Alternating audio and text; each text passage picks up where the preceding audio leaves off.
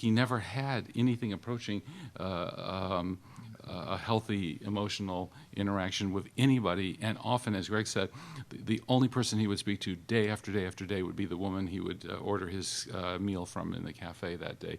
And for those of us who've been lonely in life, the idea of spending your entire life that way is really pretty horrific. And I know Dr. Saltz has sort of already addressed this.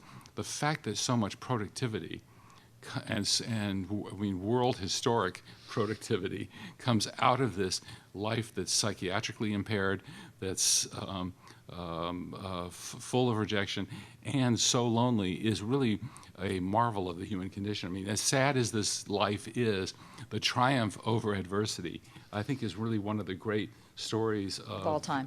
So I think, as I will often talk about in other subject matter, if you could pick one trait to have, one trait to be born with, so to speak, to have more of, I would say from a mental health professional's perspective, it would be resilience, right? Because we're all something bad will happen in everybody's life. There will always be things to overcome, but the issue is, how do you have the strength to bounce back? Do you have the strength to overcome and persevere even when it's painful? And it's clear that despite these illnesses that he had, he really had a resilience, because even in his darkest times, he often said, but he might contemplate death and think about death, but he knew the value of life and really would say, I don't want to end it. I don't want to take my life. And one of the ways that he persevered, and I think in terms of its art, it's interesting to look at, is that he felt at one with nature.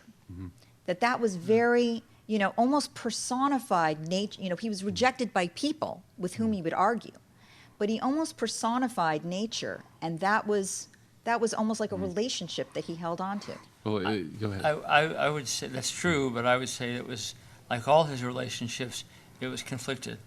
That there were times when he could find great solace in nature and walked miles to get to it, just to be alone with nature. There were other times when he found nature just overwhelmingly lonely, and every once in a while he would write about going out into the heath or something, and toward the end of his life in particular, he found in the wheat fields and some of the big horizons in the south of France, incredible, overwhelming loneliness. And just the vastness of the universe, the insignificance of human life, all those things.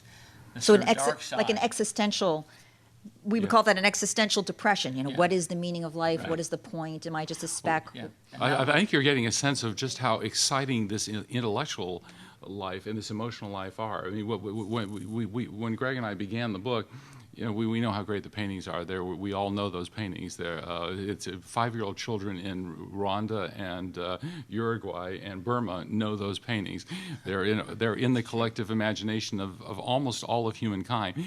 But to get to know him is to see this roiling, unbelievably, from a psychiatrist's point of view, and we're sort of fake psychiatrists over here, having spent much part of our biographers are essentially psychiatrists without the training, but with a whole lot of research, so it's biographically it's absolutely fascinating. He was also this intellectual, and let me tell you, one of the points to add to what Dr. Saltz just said is that this empathy for and this identification with nature was not just an internal, idiosyncratic individual thing, but it was very much a part of German Romantic poetry, which it was a phenomenon of the era. This is a very educated audience. Wordsworth is out there, and the German poets Heine and Schiller are writing, and Vincent spoke 4 languages and read in 4 languages.